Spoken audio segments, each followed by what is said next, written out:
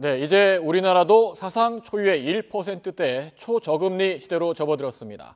한국은행이 기준금리를 2%에서 1.75%로 전격 내림으로써 실생활은 물론 한국 경제 전반에 미칠 파장에 관심이 모아지고 있습니다.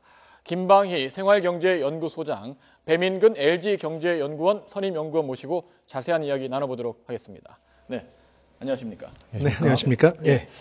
많은 분들이 예상했던 분도 있고 놀라셨던 분들도 있는데 한국은행이 금리를 내렸습니다. 1%대, 그러니까 사상 최저 수준으로 내린 건데 그만큼 우리나라 경제에 대해서 한국은행이 판단하는 그 부분이 굉장히 어려운 부분도 있다, 이렇게 판단하고 있다, 이렇게 봐야 할까요? 네, 그렇게 봐야 될 것 같습니다. 우선 제가 금리를 내리고 나서 이주열 한국은행 총재가 이런 얘기를 했습니다. 경기 부진이 워낙 오래 지속돼서 이대로 두면은 성장 잠재력이 저하될 가능성이 있다, 이런 얘기를 했고요. 그 전에 9일에 이제 정부 고위 관계자가 경제 활성화를 위해서 사용 가능한 모든 수단을 다 동원하겠다. 이 두 마디에 사실은 금리 인하의 배경이 다 들어있다고 하겠습니다. 그만큼 우리 경제 상황이 좋지 않다는 얘기인데요.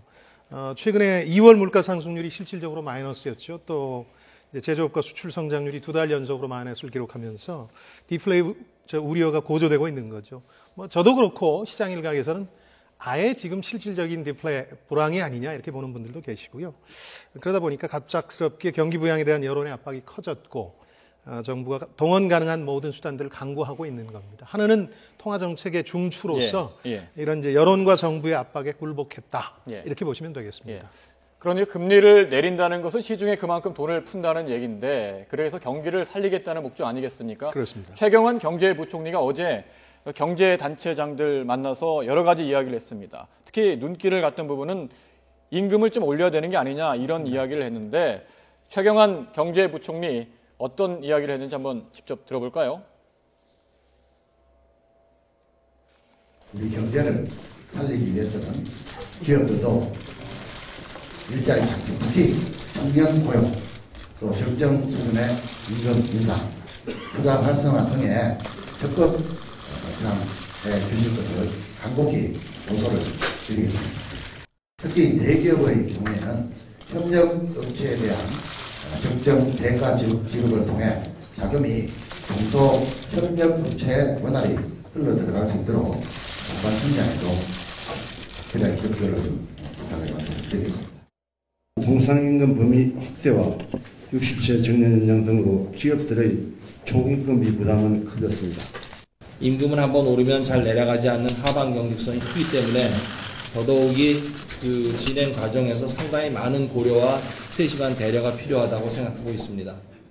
네, 재계의 입장이 다른 것 같습니다.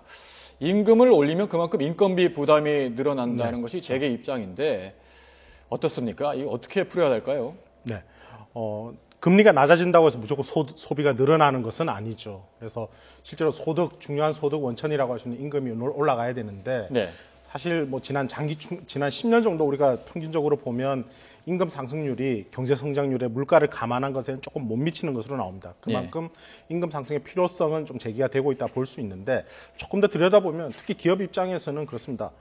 통상임금 판결이라든지 또 정년 피크제, 이런 점들 때문에 동시다발적으로 임금 인상에 대한 압박이 또 여러 가지가 발생하고 있다는 요인이, 그렇기 때문에 이런 상황에서는 보면 사실 정부의 정책이라고 하는 입장에서는 순차적으로 이것을 좀 적용을 한다라든지 좀 로드맵이라든지 이런 것들이 조금 아쉬운 측면이 있지 않나라는 생각이 들고요. 다만 그럼에도 불구하고 최저임금을 비롯해서 워낙 그동안에 임금이 좀 못 올랐던 측면이 크기 때문에 어느 정도 임금 상승 이것이 올해 좀 가시화되는 것은 좀 불가피하지 않나, 이렇게 보고 있습니다. 소장님은 어떻게 보십니까? 기업 입장에서는 사실 그 최악의 타이밍이라고 할 수도 있겠죠. 기업 곡간이 넉넉했던 2010년경에는 사실 임금 인상 얘기를 별로 안 하다가 지금 갑자기 정부가 절박하게 설득하고 있는 거라고 봐야 되겠죠. 그러나 기업이 결정하는 게 맞고요. 임금은 일종의 설득 작업을 정부가 하고 있고, 아까 최 부총리 발언 장면에서도 보듯이 좀 절박함마저 느껴집니다. 그러나 아마 이제 노사정이 합의를 하는 최저임금안 같은 경우에는 정부의 어떤 의지가 반영될 여지가 크기 때문에 이걸 통해서 전반적으로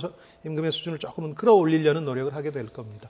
아마 이제 중산층 이하 계층에서 워낙 소비를 늘릴 여력이 없는 상황이기 때문에 이분들의 어떤 소득 보전 정책으로서의 의미는 크다고 하겠습니다. 올 들어 임금을 좀 높여야 된다 하는 합의들이 이루어질 가능성은 높다고 봐야죠. 예, 그 부분은 좀 더 지켜봐야 할 것 같고요. 네네. 그런데 말이죠. 이주열 한국은행 총재가 취임한 이후에 지난해 2차례 금리를 내렸는데 뭐 경기가 뭐 그렇게 살아나는 것 같지 않고요. 어떻습니까? 디플레이션 우려는 계속 제기되고 있고 네.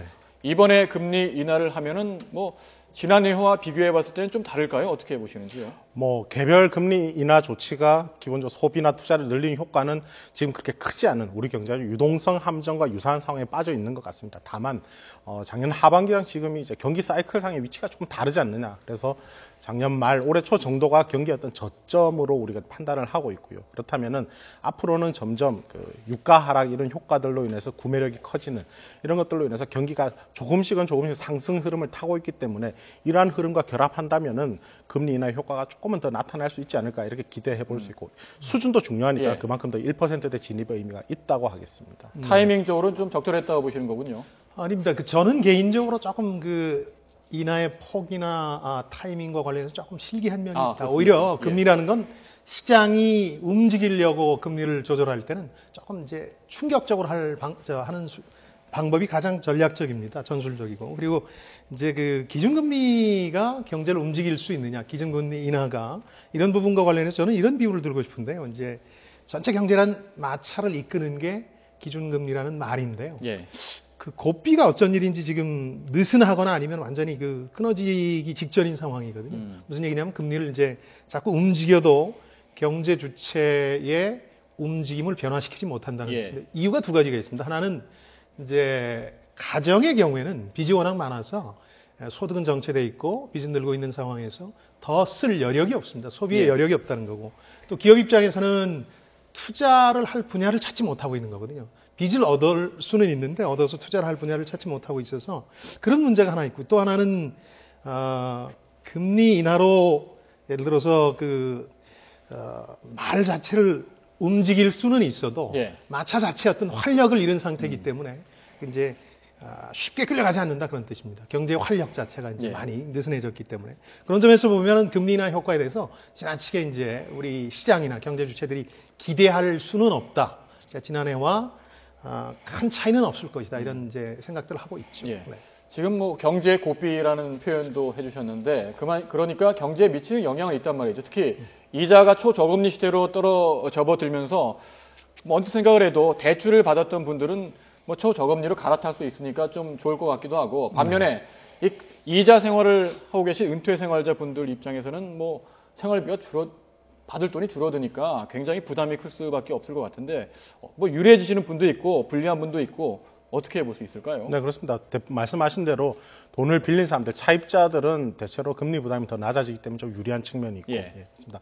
또 돈을 또 이렇게 저축을 해두고 그 이자를 받아서 생활을 하거나 하시는 분들은 좀 불리한 측면이 큰데 차입자들 가운데서도 사실 그렇습니다. 이게 어느 정도 신용 등급 이상이 되는 그런 분들은 비교적 낮은 금리에 쉽게 접근을 할 수가 있는데 신용 등급이 상대적으로 적은 분들 또 소득이 낮거나 자산 가진 것이 별로 없는 분들은 여전히 그 높은 금리에 좀 직면할 수밖에 없다 이런 측면도 좀 있는 것 같습니다. 예. 네, 첨언하자면 사실은 금리 인하 효과가 그렇게 시장에서 극적으로 나타나지 않는 이유 중에 하나가 기준금리를 낮추게 되면 금융기관이 덩달아서 예금금리, 대출금리를 낮추게 되는데 예금금리에는 즉각 반영이 됩니다. 예. 대출금리에 이게 반영이 잘 안 되는데요. 예. 이유는 이제 대출금리는 기준금리 플러스 각 금융기관의 입장이 반영된 개별금리, 가산금리가 붙게 되는데 예. 기준금리를 조금 낮춰도 개별 가산금리가 워낙 낮아지질 않으면 체감할 수가 없는 거란 말이죠. 그런 점 때문에 그 금융시장에서는 이거는 이제 금리 인하의 1차적 파급 효과라 그러는데 예. 한국은행에서는 이 파급 효과가 꽤 있다고 주장하지만 또 그렇게 크지는 않습니다.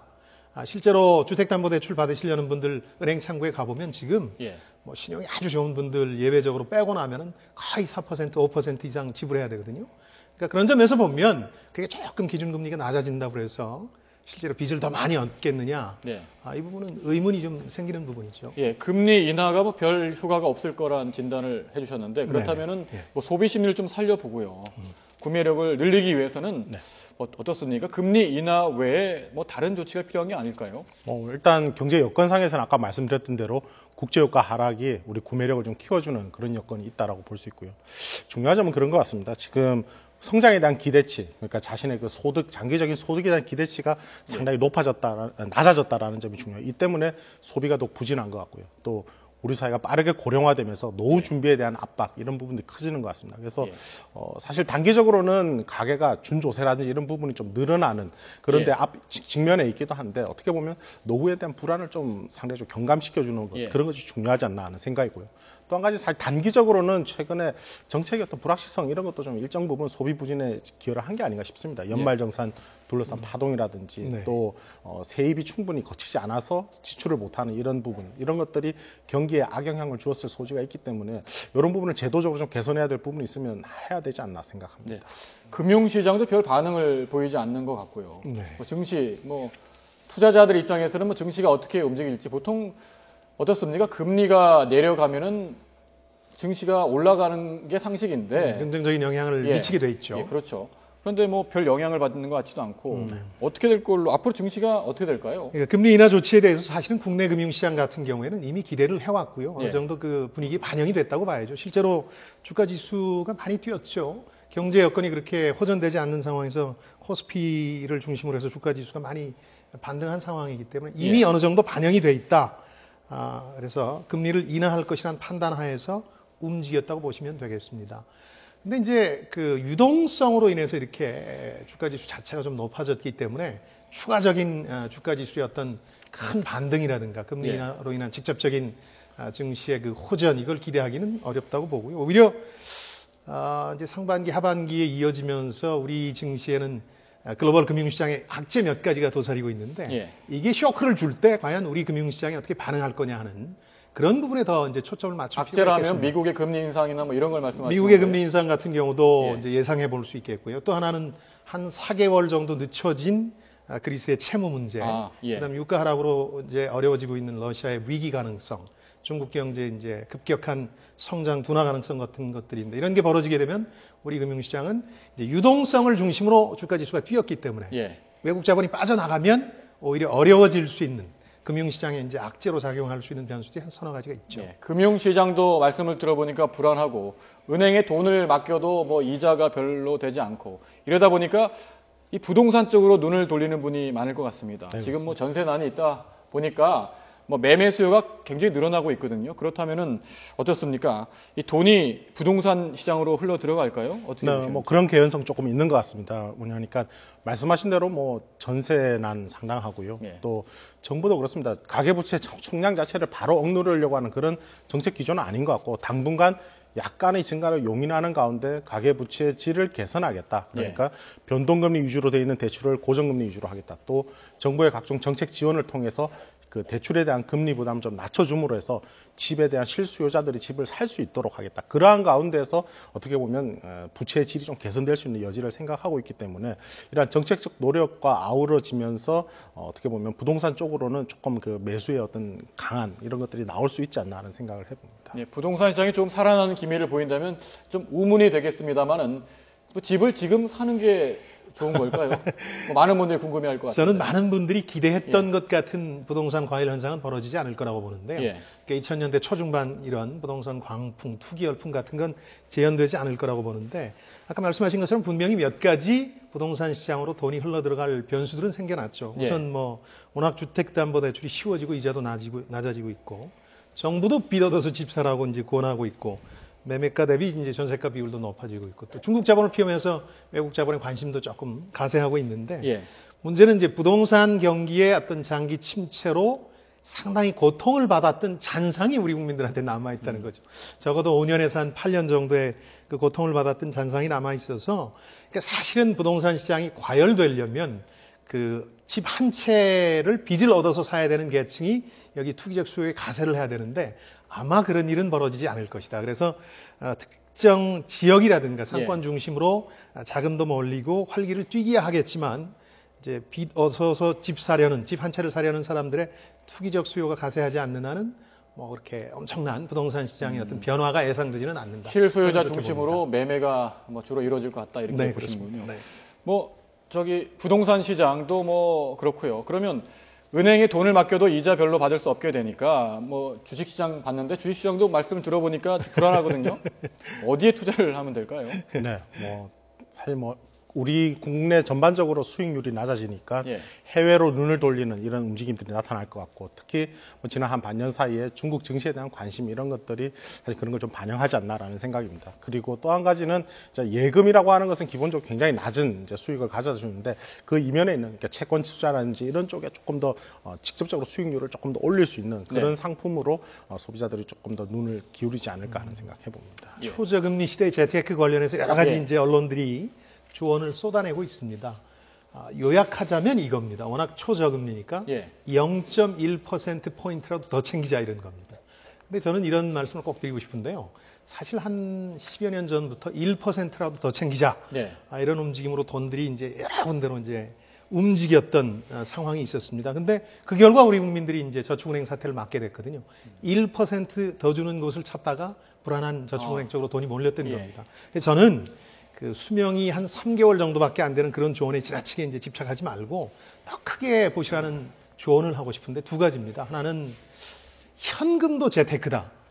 고도성장 시대 이제 고금리 고수익이 보장되던 시대에는 현금이 재테크라는 게 말도 없는 턱도 안 되는 얘기인데 지금은 현금도 재테크라는 말이 됩니다. 현금도 재테크다. 그렇죠. 그 실질 금리가 마이너스가 되게 되면 현금이 훨씬 수익이 나는 장사니까요. 또 한 가지는 말씀하신 것처럼 몇 가지 변수들 중에서 위험 요인들이 이제 거세가 되고 나면은 금융시장이 좋아질 가능성이 있는데 그때는 투자의 시대, 즉 위험 자산 쪽으로 자본이 몰릴 가능성도 있거든요. 그러니까 그때를 대비하기 위해서라도 불안할 땐 그저 현금으로 갖고 계시는 게 좋겠다. 마치 언제든 여행을 떠날 수 있게 백팩을 싸두듯이 그렇게 현금에 신경 쓰라는 말씀드리고 싶고, 두 번째는 이제 펀드를 골라라 이런 말씀드리고 싶습니다. 펀드에서 이제 망한 경험 많이들 하셨기 때문에 이런 얘기에 대해서 실증을 내실 텐데 세 가지 면에서 고르셔야 되는데 그동안은 고르지 않고 그냥 무조건 창구에서 권해주는 펀드를 가입하셨거든요. 지금은 상품도 골라야 되고, 또 하나는 가입 시기. 가입 시기는 언제 이제 가입하셔야 되냐면은 아까 말씀드린 몇 가지 변수가 악재가 현실화돼서 금융시장이 출렁거리고 최악이 될 때 들어가시면 됩니다. 언제입니까? 최악이 오죠. 뭐 올 때 들어가시면 되고, 세 번째는 만기에 대해서 우리 국민들이 펀드에 대해서 조금 생각을 바꾸실 필요가 있겠어요. 그러니까 1년 후에 뺄 돈을 펀드에 넣으시면 안 되는 거예요. 왜냐하면 마이너스 수익률이 그동안 날 수 있으니까요. 근데 3년 정도를 바라보면 반드시 플러스 수익률이 나서 해지를 할 시기가 오게 됩니다. 3년 정도. 왜냐하면 글로벌 경제나 우리 경제의 어떤 주기, 사이클을 보면 한 2.56년 되니까 나빴다가도 좋아질 수 있는 거니까 그때 빼면 되는 거니까. 그런 점에서 상품 가입 시기, 만기 이 세 가지에서 넉넉한 여유를 가지시고 펀드를 골라라. 이 두 가지 조언을 해드리고 싶습니다. 현금도 재테크고 뭐 펀드 가입할 때도 가입 시기를 잘 고려해서 가입을 해야 된다 이런 말씀인데요. 마지막 질문 드리겠습니다. 사실 이 금리를 내리니까 우리나라도 글로벌 환율 전쟁에 뛰어들었다라는 분석이 나오고 있지 않습니까? 전반적으로 봤을 때 미국이 뭐 12년 만에 달러화가 초강세를 보이고 있는 상황 아니겠습니까? 앞으로 우리 경제 이렇게 금리를 내렸을 때 전반적으로 어떤 영향을 미치게 될지, 달러화 강세 우리 경제에 어떤 영향을 미치게 될지 그 부분 마지막으로 좀 짚어주시죠. 네, 뭐 첫 번째 우려되는 부분은 글로벌 금융 불안입니다. 달러화가 강세로 가게 되면 항상 신흥국 금융시장을 중심으로 해서 세계 경제가 좀 불안해지는 그런 측면이 있습니다. 우리도 거기로부터 완전히 자유로울 수는 없겠죠. 그리고 또 한 가지는 달러화가 강세이기 때문에 원달러 환율이 지금도 한 1,100원보다 약간 높은 수준에서 유지하고 있습니다. 그런데 그러는 동안 그 이면을 보면 유로화라든지 위안화, 엔화 같은 다른 주요 통화들이 굉장히 빠르게 약세로 간다는 것이죠. 그러면 원달러 환율은 뭐 어느 정도 수준을 유지하고 있는 것처럼 보이지만 실효 환율이라고 하는 측면에서는 원화도 상당히 좀 강세로 이렇게 가게 되는 그런 측면에서는 수출 경쟁력에 좀 타격이 올 수도 있다. 그래서 원달러 환율이 뭐 일정하게 유지가 된다라는 것이 좀 수출 경쟁력 측면에서는 착시를 좀 가져다주는 그런 측면도 있고, 그래서 원화 강세, 원화의 상대적인 강세 이런 부분들에서 계속 수출이 좀 우려가 된다라고 하겠습니다. 1%대 초저금리 시대를 살아가는 지혜를 두 분한테 들어봤는데요. 김방희 생활경제연구소장, 배민근 LG경제연구원 선임연구원이었습니다. 두 분 고맙습니다. 고맙습니다. 감사합니다.